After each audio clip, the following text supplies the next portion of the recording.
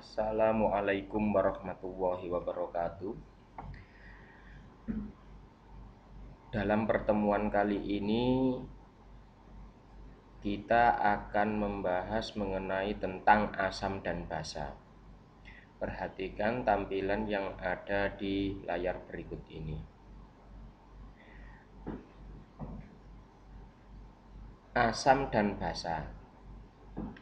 Kita seringkali mengetahui mengenai tentang asam. Jadi kalau kita pada kehidupan sehari-hari yang namanya asam itu bisa kita rasakan melalui indera perasa dengan rasa yaitu asam kecut. Sedangkan basa umumnya dari segi rasa yaitu pahit. Tetapi dalam ilmu kimia kali ini yang kita bahas yaitu mengenai tentang larutannya. Kita tahu bahwasannya yang namanya larutan itu komposisinya adalah terlarut sama pelarut.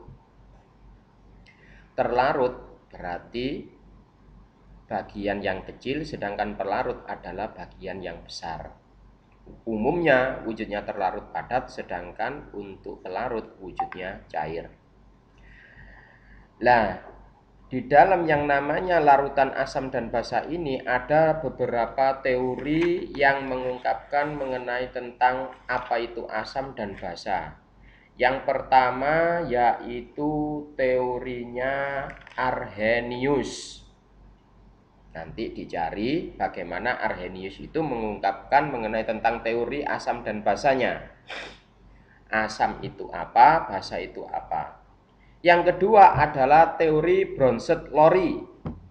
Bagaimana Bronsted-Lowry mengungkapkan mengenai tentang asam itu apa dan basa itu apa. Untuk yang ketiga yaitu Lewis, mengenai tentang asam dan basanya itu bagaimana. Ya. Sebagai gambaran daripada asam yang dikemukakan oleh beberapa ahli tadi, ya, bahwasannya ada yang mengungkapkan asam itu adalah donor proton H+. Contoh yaitu HCl ditambah H2O, maka dia akan menjadi H3O+ ditambah Cl-.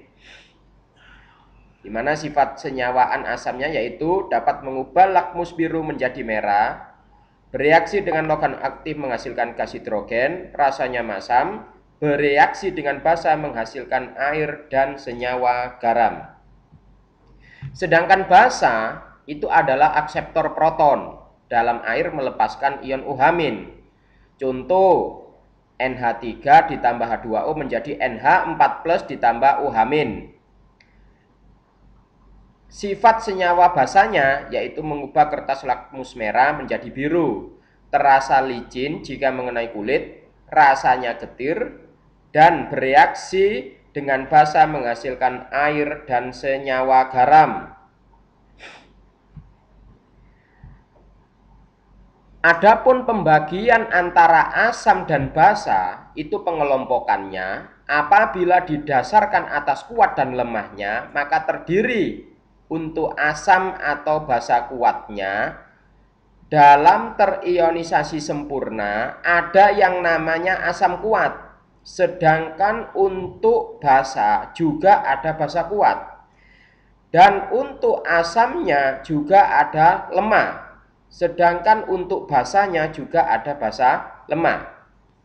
Berikutnya contoh adalah asam-asam yang termasuk kuat, HNO3, H2SO4, HCl. Sedangkan untuk basa kuat NaOH, KOH, CaOH 2 kali. Untuk asam lemah dan basa lemahnya, contohnya asam lemah CH3COOH, H3PO4, H2CO3. Sedangkan untuk basa lemahnya NH4OH. Untuk membedakan kuat dan lemahnya ini didasarkan atas derajat ionisasinya. Ya, didasarkan atas derajat ionisasinya, di mana derajat ionisasi untuk yang kuat itu adalah 1, sedangkan untuk yang lemah kisarannya adalah 0,1 sampai 0,9. Dan untuk yang larutan non-elektrolit itu derajat ionisasinya sama dengan 0. Nah, di sini maka perlu kita perhatikan mengenai tentang skala pH. Ya, jadi skala pH adalah digunakan untuk menentukan kekuatan asam dan basanya. Berapakah ring untuk asam? Yaitu kisaran pH-nya berkisar 1 sampai 6. Sedangkan untuk basanya atau seringkali disebut sebagai alkalin berkisar 8 sampai 13 atau 14 ya. Nah, netral itu adalah pH-nya sama dengan 7.